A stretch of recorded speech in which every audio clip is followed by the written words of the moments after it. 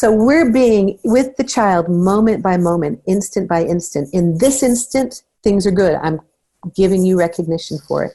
In this moment, you're breaking a rule. I'm telling you to reset. You stopped breaking the rule. I'm celebrating with you. Oh, you're breaking it again. I'm telling you to reset. And you are by seconds, you're with the child. And if you keep your energy low enough when you're correcting and high enough, hey, look at you patting the dog so gently and not running. If it's high enough, children are attracted to that. And that's where they will drift. So your real power in Nurtured Heart is with stand 2. How steady of a flow of positive regard, joyful vision of who this kid is and how they're revealing their own levels of beauty can you be in the moment, authentically, really feeling joy in your heart. How authentically can you cause the child to see that you see beauty in him in this moment? Therapist Uncensored brings you decades of experience with interpersonal psychotherapy, relational neuroscience, modern attachment, and anything else they think will be helpful in healing humans. Now, here are your co-hosts, Dr. Ann Kelly and Sue Marriott.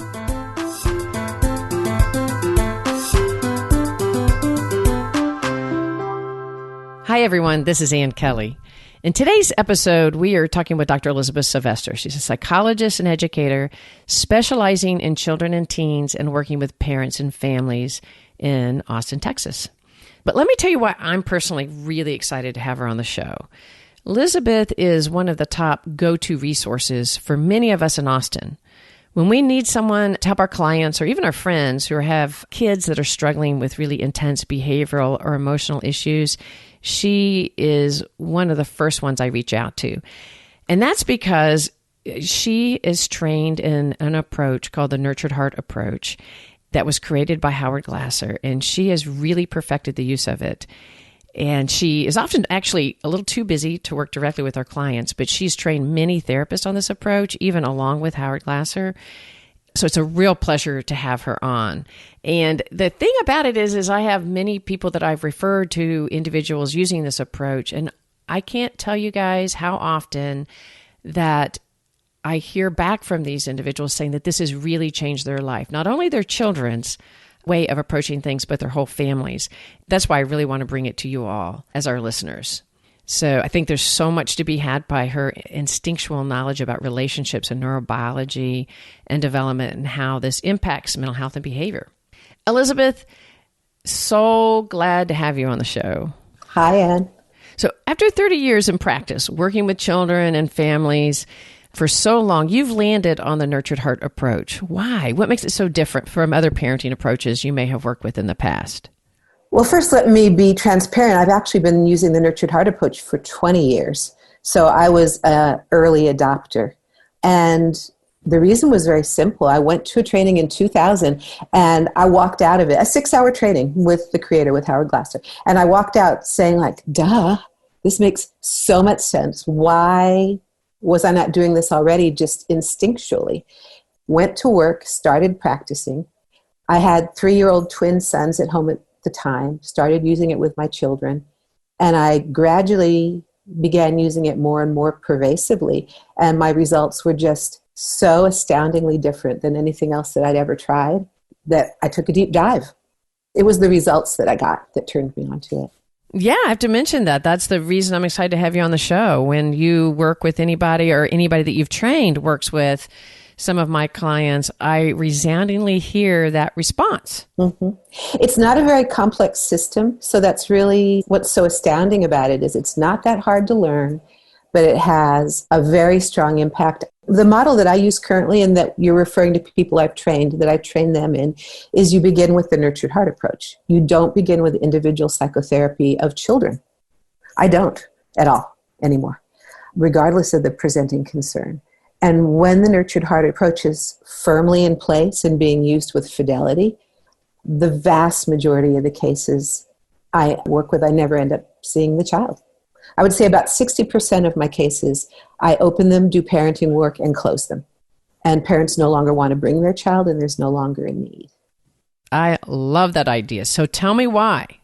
What about the approach is so impactful? So it changes the emotional tone of the family, would be my succinct response to that question. My view is that parents should manage the emotional tone of the family, should be alert to it, and should keep it positive. In our society right now, we're very child-oriented. And so often the hierarchies in our families get flipped, and we either have a flat hierarchy with all the kids and all the parents having equal say and equal vote, or the kids end up on top. And I'm not a huge disciplinarian. The parents need to wear the boots, right? But I do think that when kids end up in charge, kids' ephemeral emotions can run the show and negativity can take over. And then when parents also dive into the negativity, you can end up with a real negative feeling in the home. And I would say most of the people who come to see me are coming because negativity has taken over in some way. Either they're angry at the child because they see the child as irresponsible or disrespectful, or the child is angry at the parents feeling oppressed, and then the parent's mad that the child's mad, or everybody's scared. The child's anxious, the mom's afraid the child will never get traction in life and never succeed, so mom's anxious. Dad's irritated that mom is babying the child. The mood of a child can transform the family into a family in which negative emotions and painful emotions rule. I can imagine that it is really tempting then to sense the kid's negativity or the high intensity energy coming from the child. It would be really easy to try to put that child separately and in therapy to say, hey, deal with these emotions, please. We're having a really hard time at home. And that is the traditional model, and that model can be useful. I don't mean to say that that model should be thrown out. But my reasons for preferring to go at it this way is I find it to be much more efficient. You can work with a child with anger issues for months and years. You can work with a child who's anxious or depressed for months or years, and you can get some traction, and you can make some changes. But the image that I have is the child's pushing against their own mood issues and the weight of the family to come out of it. I don't think that's a child's job. If you go at it from parenting, I find it much more efficient. I have people done as quickly as 6 sessions. I feel it puts the responsibility where it belongs. It's the job of the family, of the parents, to change how the family runs, not the child. And I think it avoids pathologizing children. Children don't ever have to have the experience of going to therapy, knowing they have a diagnosis, being identified as the one with symptoms and issues. So it's protective from my perspective. Wonderful. So tell us more about the tenets of it. Tell us more about the framework. So the framework is actually very simple, and parents learn it easily. And I've taught parents with doctorates, and I've taught parents who are high school dropouts. Education doesn't play in whether or not you get it. Parental mental health can play in. Healthier parents grasp it and implement it more easily. But parents love their kids so much. I've had parents learn it against the odds and implement it well against the odds on behalf of their kids. So the basic tenets are, we talk a lot about what we call relational energy within the Nurtured Heart approach. And relational energy is a combination of attunement, focus, attention, warmth. And so we have this for anyone we're interacting with right now. Like right now, I'm sitting on a computer via Zoom looking at you, and I feel relational energy coming from you. I see you nod when I speak. I see you smile. I feel like you're making eye contact even though we're on Zoom. And so, you lean in. So all of this is a pronounced experience for children, beginning with babies. Babies know, think the Edtronic videos. Like babies know when you're tuned in, and babies know when you disconnect, right? So that power of connection is highly motivating to children. Children notice when we're absent, even though we're present in the flesh, right? And children notice the authenticity of that connection. And so that is the juice with which we can guide children. And I'm setting the tenets aside, and I'm actually going to something that I think is more basic, if that's all right, which is children can end up upside down around our relational energy. And this is how it plays out. Your 6-year-old comes in and takes his shoes off at the door because they're muddy. And you say, hey, nice, Jeremy, thanks. Did you feel some relational energy? Definitely. Yeah.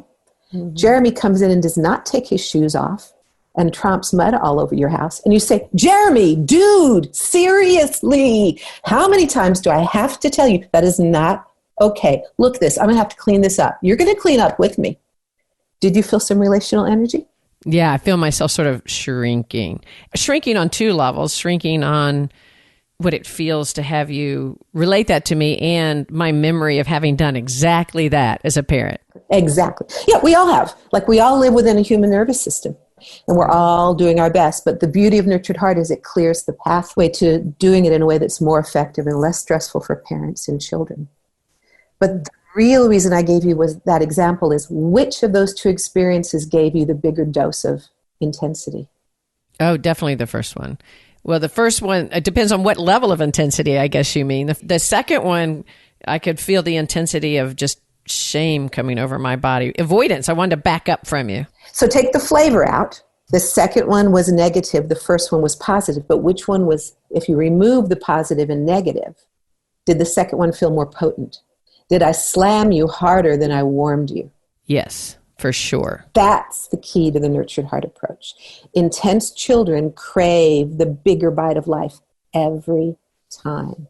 So one of the ways they get upside down with us is when our little, oh, thank you, doesn't land for them. They need more contact, right? Mm-hmm. They need a more powerful sense of, you're in there with me. And when we're scolding them, we're leaning in, our face is flushed, our eyes are glowing, we're focused on nothing but them, and we're giving it to them. That's powerful. Not all children, but some children will be dissuaded from the acts of cooperation because all they get is a good job, when what they want is something richer. And we tend to give something richer, even though someone like you and like me, I identify with you, the negativity in a potent form drives me away. And that was your initial response is, oh, we can tell something about your nervous system by that. You weren't going for the more intense experience. You were going for the more sweet experience. But there are people who go for the more intense experience. Those children often end up with a diagnosis of ODD. ADHD children sometimes fall in that category. Well, say more about that. Just from a neurological perspective, do you think that the kids would go for the more negative? What's happening in their nervous system that would make them lean in more towards the negative? So let me make a small refinement on your question. It's not that they're leaning in toward the more negative. They're leaning in toward the stronger. The stronger, absolutely. They want the more potent experience. They would rather it not be negative. They'd like that potent experience to be positive. But the way we parent intuitively, we often dose them up big on the negative, and we're very mild, kind of insipid even on the positive. Because we believe if they hear us really strongly and we're really clear, that's going to make the difference in their nervous system. And so that's where we get more emphatic and louder. And Jeremy, what are you doing? Right. So there you have it. That's a key concept of the Nurtured Heart approach, is being more intense around negativity is upside down. We need to be more intense around positivity, and we need to be fairly bland around our corrections.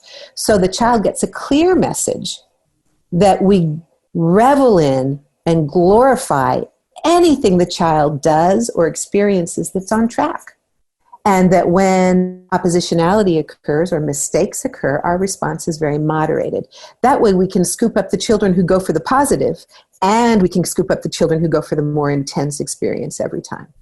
I think about the nervous system and how much self-regulation is involved. When I see those shoes tracking on the floor, I'm thinking about my own body as Jeremy's walking across my floor and I'm seeing the mud on the rugs, and I can feel my nervous system really get charged up. So it can be a challenge, I imagine, to really be attuned to your own body and how you respond to the kids. It seems like it takes a lot of teaching of self-awareness of your own neurological reactions. You're completely right, and that's what we're asking children to do. We ask children to regulate. We ask children to not blow up, to not run away, to not weep uncontrollably, and we need to not only model that for them, but live that with them. And so, yes, we're asking parents, a big ask. For some parents, it's exceedingly difficult to learn to regulate, and we can put a lot of focus on that. But ultimately, what we're trying to do is help parents regulate so that children can regulate, because a dysregulated adult provokes a dysregulated child. So we have to allow children, if we're going to buy this model, to dysregulate because they're kids and they're learning. And we have to stay regulated nonetheless. And a lot of time can be spent on parental regulation. That makes a lot of sense. Do you teach any specific skills, like even in that example that you can think of how a parent could slow down their nervous system in that reaction? Because intuitively, it makes complete sense, right? If I don't scream and yell at Jeremy and I maybe just calmly remind him of that, what you're saying is going to go much better. I could also imagine that being really challenging at times. Is there a skill, even in that one example, a little tidbit you could throw out? So there are a lot of skills out there. And you can use any of them in companion with this. And so some people learn it in 6 weeks. I've seen families for a year working just on the parenting. And those longer families are the ones where the parents need more of their own work. So I will refer them out for their own individual therapy. If they discover running every morning helps, we'll work on getting that up and running. People do yoga, people do meditation. There are loads of things that people can do to regulate their own system. And that is the adult work. And that's work that we try to walk parents through finding what they need in order to develop. I don't bond to any specific program, but I know it's an issue. And that can slow things down. And those are the families where once it gets done, the transformation of the family follows right behind it. So hence the statement you made earlier that you really turn the responsibility back to the parent. The onus is, let's really look at what's happening in your body instead of why is Jeremy so stubbornly always doing the same thing repetitively all over again and all over again. And we're just like, but I've told him 5 times and now we're focusing on attention issues because I've told him 5 times and he never seems to learn. This approach really flips it back and say, what is it in your body that keeps you from so reacting and being able to more measuredly remind him? And so that goes to the question that I deferred, which is once you have the concept of relational energy, and that some children go, like you and I, for the sweeter energy.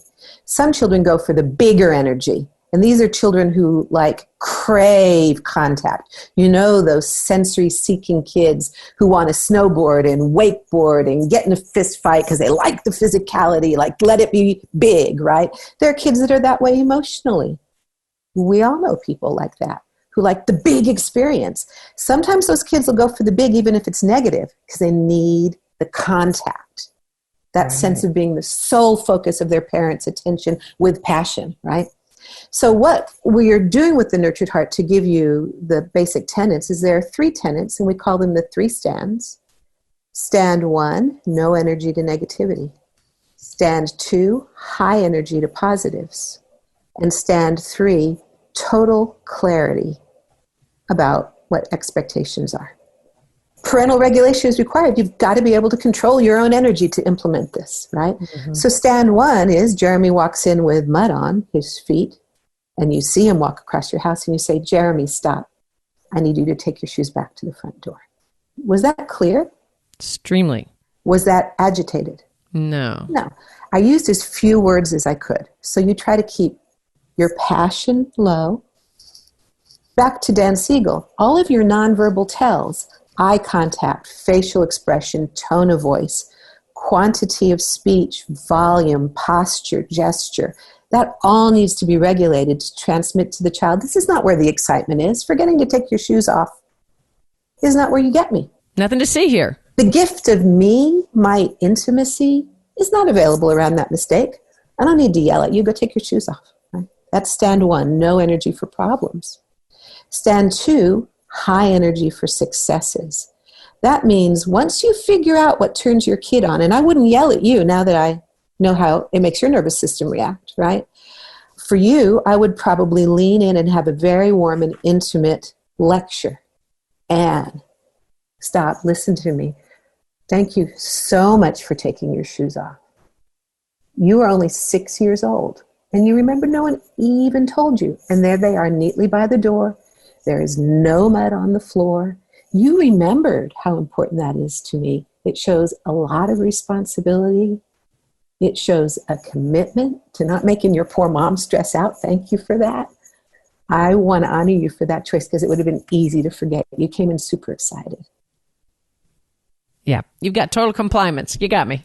I got compliance from you. With a different kid, a wild ADHD running little girl, I might say, whoa, stop the bus, Anne, your shoes are by the door. Oh my goodness. You made my day. You made my week.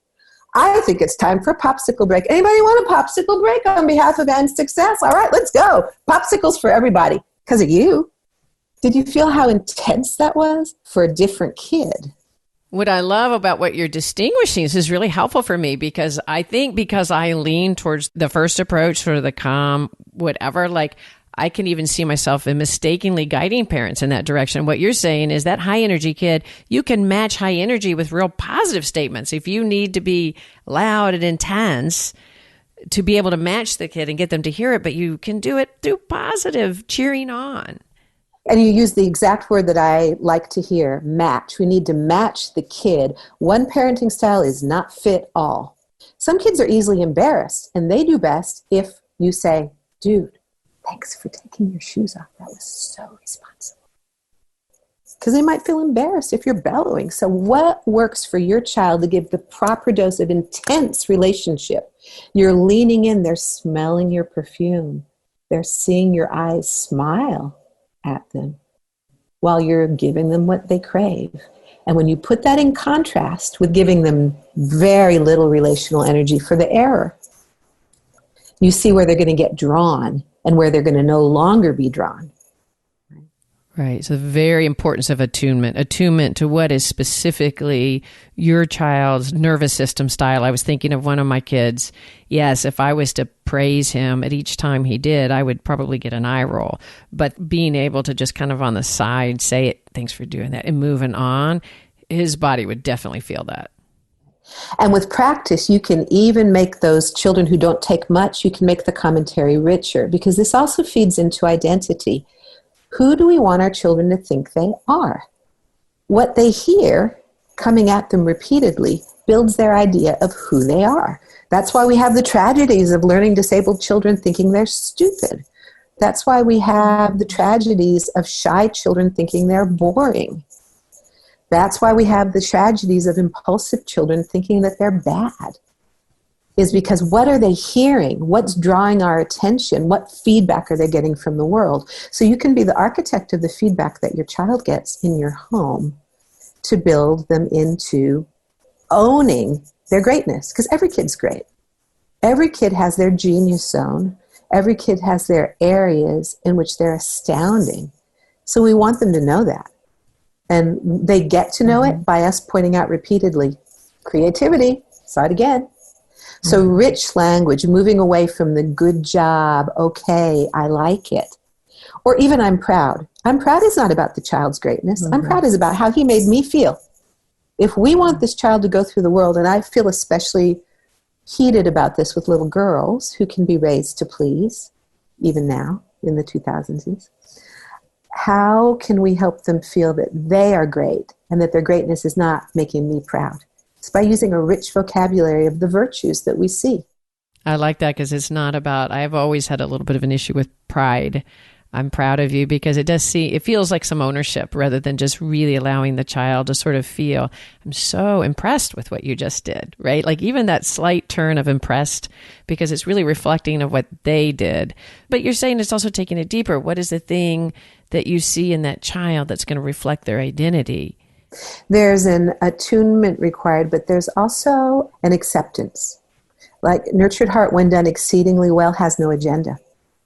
It works to change children's behaviors. It works to change mood disorders and to lift children's moods. But when you're doing it, you're not thinking, I'm going to thank Anne for taking her shoes off. I want her to keep taking her shoes off. No, I'm not doing it to manipulate you so you'll do it again next time, even though that's a lovely side effect that we'll probably get. I want to thank you because I see the beauty in you as a 6-year-old with presence of mind. And I'm so in awe that at 6 you could have that presence of mind that I'm going to tell you about it. It's not about approximation to a behavior result that you want. I feel as you're speaking that the child's ability to relax in a moment so intensifies. You know, children pick up when you're sort of, for lack of a better word, manipulating, right? I want Jeremy to do this, so I'm going to keep saying, Jeremy, good job, because I want it to be repetitive. What I hear you saying is that you're looking for deep authenticity and connection for who that child is. And in that one moment, rather than just where you want to lead them. It allows the body to relax more and be in the moment together. Exactly. And more sensitive children or children who are astute can read judgment and manipulation like Braille. If all you're doing is being nice in order to get something you want, you can trigger quite a bit of opposition. Oh, that makes a lot of sense. You can really trigger opposition in kids. Like there's something about the oppositional child that sounds so separate from their environment rather than how can we induce opposition? And it's not a conscious choice, right? If the child feels that they're being manipulated, they feel oppositional, it's not necessarily a conscious choice to get oppositional, right? It's like their body's response to feeling something's wanted from them. It could really produce a resistance, right? Is that what you're saying? I'm saying that, absolutely. And at even a deeper level, there are children who've been indoctrinated into a dance of the way I get you off your cell phone, out of the kitchen, away from my brother, is by opposing. So that's where the relationship is. And these children can be tutored accidentally that when they're minding their own business, playing with their train, nobody says anything. But all they have to do is tell you no, and suddenly nothing, you're not too busy for a fight. We're often never too busy for negativity in a fight. Right. Although we are too busy to just enjoy the beautiful moment of a child just being all right. Well, and I guess also, if I think about it, our minds are sort of trained to kind of watch for the negative and grab it, right? Like our minds are so used to picking up more negativity than positive in general. So instinctually, we're going to see the negative. We're going to see, quit doing that. I think of different types of attachment style in parents and kids too are going to be more drawn to be vigilant to that negativity in order to contain it, and so have to really learn to be able to orient their body to the positive. It's a process, I imagine, for some of us. There's a rewiring that needs to occur because, just speaking to all the interviews that you've done and posted since you began this project, we talk over and over and over again about our human brain is a big old problem-solving machine, a big old do-not-get-killed machine that's mission is to find the problem. So we can hone in on the child picking his nose in a group of 30 children where 29 of them are not. That's a great example. So there's a lot of personal work that parents do. Some people come quite equipped. All they need is the toolbox. You give them the toolbox, they're off to the races, they're done. And other people, it provokes a great deal of personal growth and a lot of their own personal work in order to be able to do it. And I feel like it's a beautiful moment when parents are seeking help for their children because at that moment, people are very open to looking at themselves often. Most parents are so committed to parenting and love their children so much, they will do something they would never have done before, like go into therapy. They will do something that they didn't have time for a few years ago for the good of their child. So we have so much power as therapists that work with children to rope parents in and to not let the child become the pathologized one. So there's a lot of work that you do, I imagine, in initial sessions, especially to really help parents grasp that from a place of non-shame, non-blame on the parent, but to engage in the openness that this shift is so important, their ability to regulate themselves and to inspire them to want to do this. To inspire them and also to see the greatness in them. The parents that show up on our doorsteps are doing something uncomfortable, expensive, and inconvenient for their children. They're taking off work, driving to an appointment, writing a big check.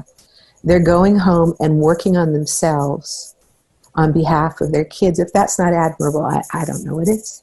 So it's so easy to be in your heart and really see the extraordinary characteristics of the parents who are willing to do this. I'm so appreciative about you being on the show. There's so many parents out there that have that heart and don't have access. They don't have access, whether it's location they live in, financial access, to be able to get this kind of support. So to put this out there far and wide for people to really learn from you, that if they've tuned in and they've seen something about nurtured heart approach in parenting and say, I want to listen, that's the parent that is going to be really open to looking No, parents are amazing. As far as I am in my career, I'm 60 now. I did my first inpatient work. I started when I was 22. And I worked in a psychiatric hospital with adolescents and children. It was kind of the beginning of this path. And one thing that I've learned over those years is parents have all the power. Parents have so much power. And in their families, they feel that they don't, often because their tools are inadequate for the job. Not because they're inadequate, but they don't have the proper tool. This tool is the tool. And that children benefit from parents being confident and secure in their parenting and competent in their approach. So let's review. You talked about the 3 stands. Go ahead and let's review all 3 of them. So let me say something first before that. Okay. We use the word stand on purpose. They're not 3 opinions. They're not 3 hypotheses or 3 things I'm going to try. We talk about the 3 stands in terms of taking a stand. So if I take a stand against racism, I'm flippin' taking a stand. I like that. I'm going to vote consistent with my belief. I'm going to socialize consistent with my belief. I'm going to speak up when I see something occur that's racist. If I donate money to any cause, you know which cause I'm going to donate to because I've taken a stand. We don't take a stand and then say, oh, it's hard, sorry. We don't take a stand and say, oh, racism still exists. I quit. I'm going to take a different stand. If you take a stand, you put your money where your mouth is. You mean it. It matters. It's for life. And you walk the walk. So when we say the 3 stands, we mean take a stand and this is permanent. And you are going to walk the walk. And you're going to do it even when it's hard. You're going to do it when you have a headache. You're going to do it when you're discouraged. You're going to do it when you don't think you're making progress. So the 3 stands are like basic commitments that are serious. I'm so glad you stopped to explain why 3 stands, because even as you were describing it, there's a way in which my whole nervous system calms down, right? It's like when I talk to parents about voice down, right, instead of voice up. Like the confidence you give the children's nervous system when they feel that a parent is coming from a place of confidence and taking a stand. It's not ambivalent. So I can then slow my nervous system down as a child because I can feel the confidence in you. When you say I'm taking a stand, it's not I'm trying something. I'm going to do this strategy. It's no working at it. It's like literally these are the 3 stands we're going to take, and they're doable and they're easy to remember. And so it does build confidence in the parent, which of course, like you're saying, is going to build confidence in the child. Hey, my parents got it. And you keep coming back to confidence. And I think what you're approaching is the idea of how much security it produces for a child. Stand 1, no energy for negativity. That doesn't just mean no screaming at kids and no cussing at kids and no snatching and grabbing and spanking kids. It also means no lectures. It also means no harsh eye contact. It also means no exasperated, I give up. The one, my mother, bless her heart, she's still living and she's awesome and she may hear this, but she would laugh. When we were little, she would say, God give me strength. That's negativity, right? So when you say no energy to negativity, it means you're not even going to go, ugh. How low can you get it? That's why it's a lifelong project. We succeed at not yelling. Okay, can we succeed at not snarling? Oh, great, I'm not yelling or snarling. Can I succeed at not grimacing and rolling my eyes? How low can we get the energy as we work on this stand and making it ever cleaner? So no energy to negativity means a child's misbehavior, a child's failure, a child's defiance, a child not being able to pay attention long enough to do what he just said he was going to do. Social conflict, any of that stuff that you see as an area where the child is not living out of his capacity to be awesome.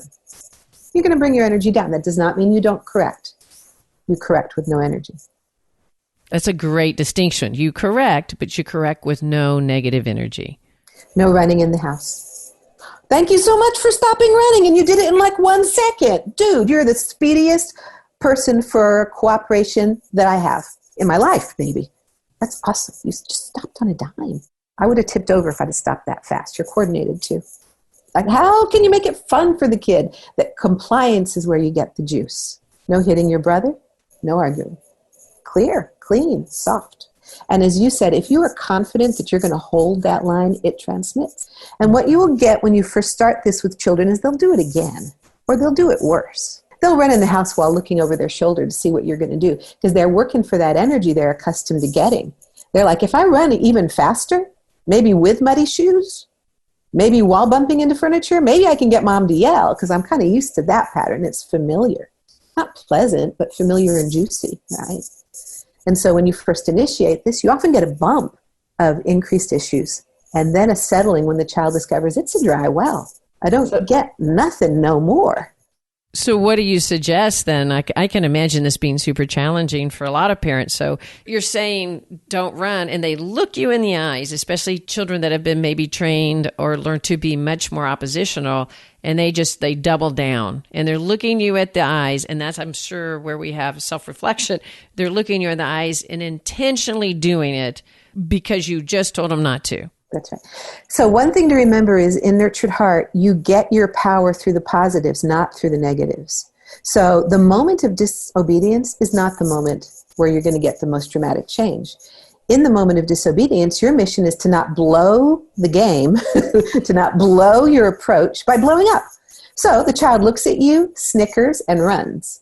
And you say, reset. The child runs up the stairs and makes sure you can hear his feet pounding. Then you hear at the top of the stairs that he paused to pat the dog. Hey, you stopped running and you're being so sweet with the dog. Thanks for listening.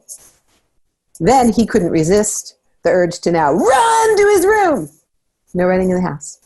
So we're being with the child moment by moment, instant by instant. In this instant, things are good. I'm giving you recognition for it.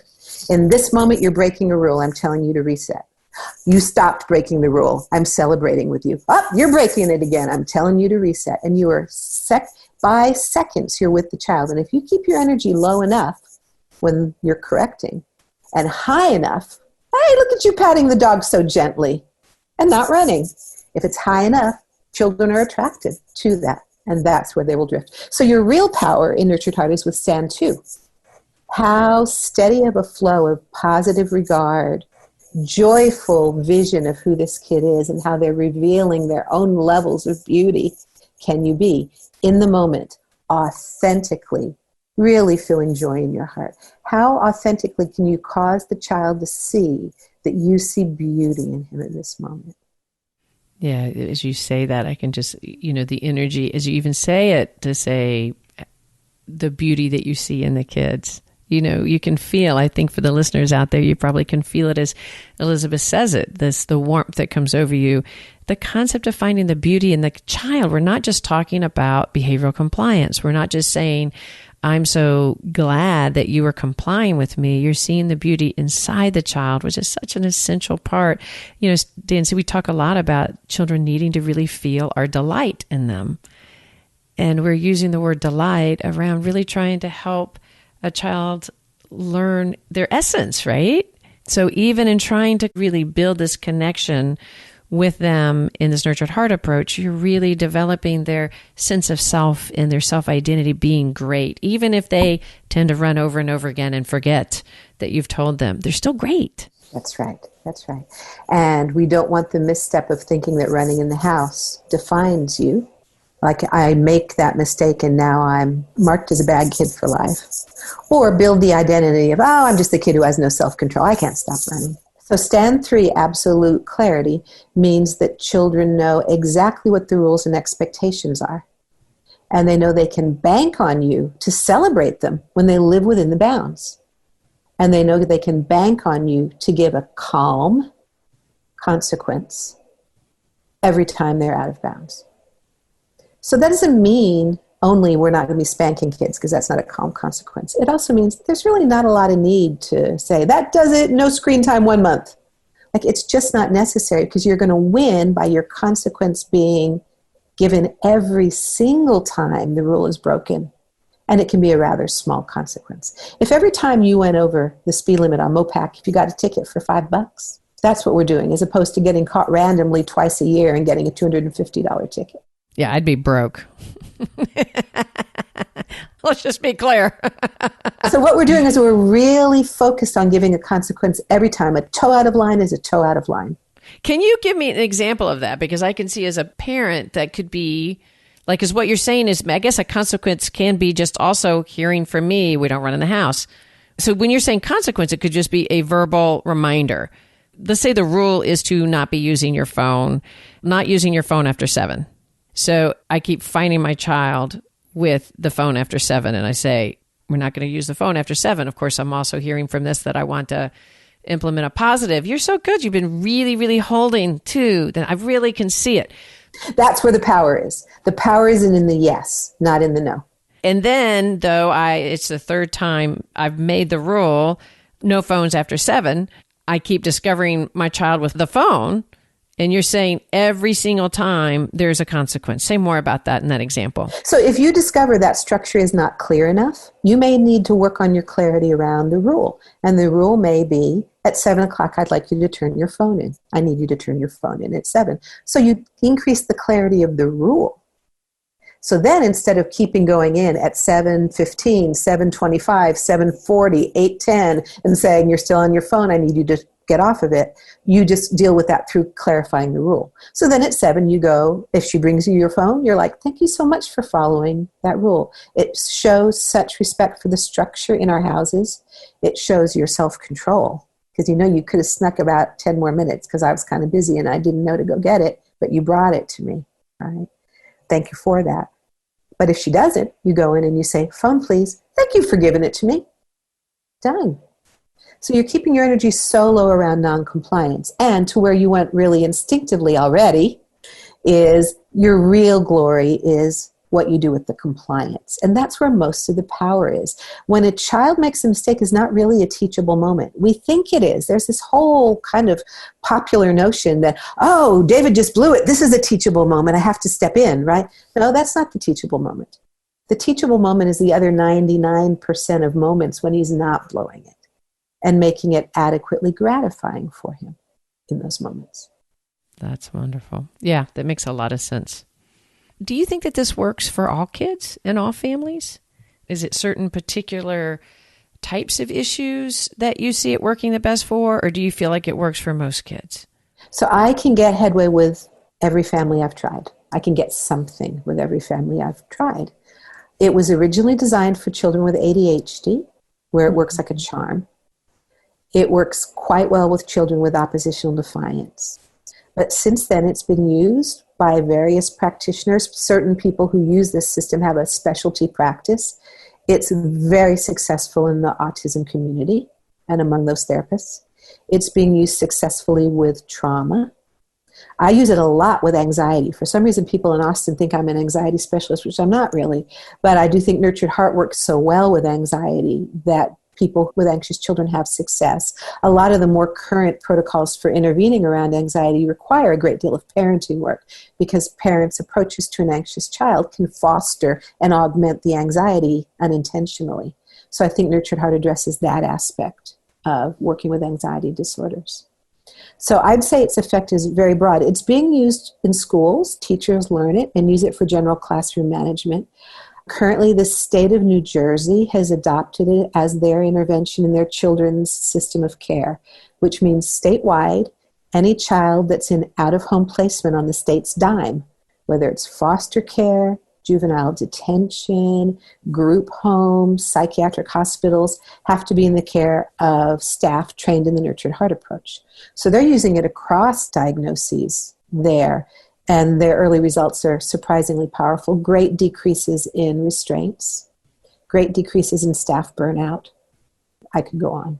Wow, that's so heartening. And I can imagine for those out there that are listeners that are teachers or any other organizations that work with kids, of course, as a couples therapist, this is also very relevant for working with anybody, not just children.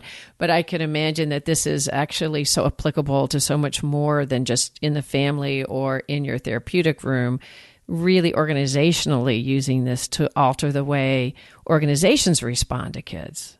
Absolutely. It's actually even being taken into the business world. I've trained people who wanted to use it in their business. I trained an emergency room physician last year. Use it in his emergency rooms. I trained all the staff from a psychiatric hospital in New Orleans for use on their adult unit. It's being taken into geriatric facilities for work with the elderly. Well, tell me, how does this approach, how do you feel like it changes the family or family life? Because we're talking about it changing systems, and I just think, it feels so impactful, and I imagine that it could have such a deep change on a family that really, really embraces it. So I consider it to be a form of milieu therapy. So what we're really shooting for is changing the emotional tone of the family, changing the relationship, the emotional tone of the relationship between the parent and the child. But we don't advise you do it just with your difficult child. You do it with everybody. So if you have 5 children, you do it with all of them, and you do it with your partner. And so when the family changes its focus from focusing on what's wrong to focusing on what's right, you can see how that would impact the day-to-day feel of the family. There's also a premium on regulation. We're not just asking our ADHD daughter to regulate. We're asking everybody to learn to reset, to learn to regulate, to learn to get back on track when they're off track. And that's all a reset is. A reset is saying to someone lovingly, I see you're off track. Get back on track. And I'm here for you. You did it. Yeah. You did it. Now you're back on track. And so a reset is a gift. It's a gift to a person. It's a reminder that they could live out of their greatness. And so when reset becomes an equal opportunity consequence, parents reset themselves out loud. They reset children. Children can reset parents. Couples can reset each other. The stand to recognitions flow. And everyone has the expectation of themselves to not overreact to negativity, to regulate. What you find is you create a home environment that's more peaceful, that's more loving, and that's more focused on appreciation. So it creates a kind of love that's based on an accurate attunement to the beauty in each member of the family. I'm glad that you brought up earlier that what we really are talking about is security. What we're talking about is developing deep internal security in each other and in the family system. There's been a lot of success using this with adopted children who have trauma history or abandonment history and attachment issues. And the beauty of using it with those children is they can learn quite quickly that they can bank on their parents not to overreact. That misbehavior or problems just don't bring trauma in this family. And they can bank on their parents to see them with rose-colored glasses, which helps them understand what's great in themselves and which undercuts that tendency we see in children with trauma histories or adoption and relational trauma to think that it's their fault because they aren't likable, because somehow they're damaged, no one would want them, that their needs are too much, that their emotions are too much. You just debunk all of that in a day-to-day, moment-by-moment living in which you discover you're not too much. The development of the deeper sense of security. We're always speaking about on the podcast the idea that it is looking at our own internal security that has the effect on the external world instead of the other way around. And this is just really attesting to that we're talking about our own internal regulation, being able to then bring to us those things that we really want more in the world from our kids, from our partners. So I love the emphasis on your own emotional regulation and then the ability to see the positive and to really look for, not just that, but really creating the ability to see the greatness in each other and in your children. And the word creating so rang a bell for me because really what we're doing is we're creating success. Yes. We're not waiting for a child to go off to college and have made a wise decision so we can say, yay, good job, right? We're starting when they're 3, noticing what they do that indicates the greatness within them so they can have full, heartfelt ownership of their own abilities and assets and gifts. They have a genius zone.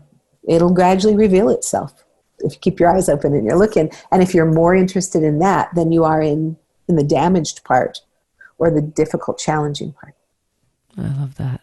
I could talk to you all day. There's so much to go in this. I think we're going to bring you on again later because I really think we have so much we could still cover. We're going to leave our listeners hungry for more, I think.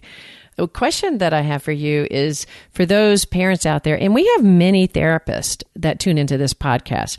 What recommendations do you have for them in learning about this approach or applying this approach in their practice? Do you have any recommendations? Absolutely. You need to be educated first, because if you just do it at a glance, you'll do it at a behavioral level. And it functions at a behavioral level. Behavior modification works, and you can use the Nurtured Heart approach as if it were merely a behavior modification program. But it doesn't get the hardest kids that way, and it doesn't produce the inner wealth in children when you use it at a behavioral level. They just learn they can comply and get the cookie. Right. And so to use it at a deeper level, you need some training. So there's a book called Transforming the Difficult Child, The Nurtured Heart Approach, which is Howard Glasser's original publication. You can find it anywhere. You can get training by trainers. You can go to the Children's Success Foundation, which is the foundation that supports the Nurtured Heart approach. And they have a list of trainings that you can attend. There's a 5-day training that's done several times every year. Now we're doing it by Zoom. I just did that last week, 5 days on Zoom. And it was no less powerful than in person. In ways it was more powerful. And if you go to the 5-day training, you can become a certified Nurtured Heart approach trainer. And let me ask you that. What about parents? So that is to become a certified trainer. What about parents that might be really interested in this approach? So parents can also read the book. You can go online and find a trainer in your community. It's sorted on the website by state and town, and you may be able to find someone who would train you locally. And parents are also welcome to go to the certification training. Some parents want the 5-day intensive so that they really got this stuff, and they're as welcome as therapists to that training. Oh, that's wonderful. They can do the training themselves. Just think how the intervention, and probably seeking out a therapist that has this kind of training also. Elizabeth, you are also working at the closed end of working on a book with one of your colleagues. Tell us a little bit about that. I am. So Kathy Shearer, who's a psychologist in town who specializes in parenting work. And by the way, is also absolutely wonderful. She is absolutely wonderful. She brings a depth that I find so calming. She and I have put together a book on parenting. The book is focused on work with young therapists, early career therapists, to help launch into their career with a broad knowledge of attachment, emotion regulation, neurobiology, and how that plays out in parenting, with Nurtured Heart as an example of a way to implement all of those perspectives in parenting on a day-to-day basis. And we're really promoting doing parenting before you begin individual with a child. How do you see it in terms of it developing deeper attachment security? Would you agree that this approach could really be impactful? Yes, I think that it can build secure attachment. I also think it can repair insecurity. And the way I think we go about it is creating absolute safety. When you know your parent's not going to lose their grip and scream at you or grab you, you can feel more relaxed and more secure and more trust. When you know your parent sees you positively and holds you in high regard and is in awe of how awesome you are, you can feel good about yourself. So the aspects of identity that are entangled in attachment security, and the aspects of relationship, not being afraid to reach out because you know you've got enough greatness in you that people will find you attractive, is being built by this. And you can rework with children the misconceptions they have about themselves and about the trustworthiness of others. And of course, it's not always complete. Just like parents don't all learn to regulate impeccably. But the perspective of the Nurtured Heart approach is any step in the right direction is valuable and should be celebrated. Oh, I can see that. And I even think about the misperception of the child thinking they're bad, but the misperception also of the parent continuously focusing on the negative bad behavior and their misperception shifting to their own identity. And so, we're just literally talking about co-regulation. This whole time we've been talking about it, we're just really naming it as talking about regulating ourselves, but we're talking about co-regulation, a child regulating to the parent's nervous system, where the negative goes down and the positive goes up. That sense of attunement is so powerful. And the unflappable parent. Especially. Kids lose it. That's no news. Kids lose it. So how can we be regulated and unflappable in the face of a child who's struggling? Well, struggling also doesn't help. And when you see your parent losing it, of course, that's a communication. Your environment's not safe, especially it's not safe for you to be bad or to do something wrong, right? Like if you've done something wrong, all of a sudden the environment becomes unsafe. That's right. Yeah. And it's your fault. At some level, you feel that it's your fault because children believe just about everything was a result of them. So, Elizabeth, if people want to reach out to you directly, how would they get a hold of you? They can find me at my website, Dr. Elizabeth Sylvester in Austin, Texas. That's great. And maybe we can have Kathy Shear on too when your book hits the press. Yeah, I would love to. I would love to see you back again. All right. Thank you so much for joining us. I really, really appreciate it. Thank you. It's been a blast. All right. Thank you out there for the listeners for joining us today. If you feel like this episode was impactful as much as I do, please share it, send it to others, and let them gain from this experience as well. If you could take the time to rate and review us, that would really be helpful to us at Therapists Uncensored.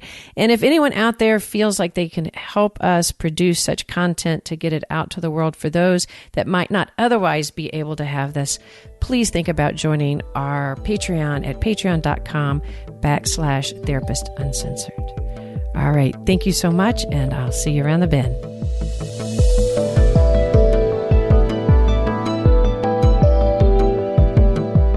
Therapist Uncensored is Ann Kelly and Sue Marriott. This podcast is edited by Jack Anderson.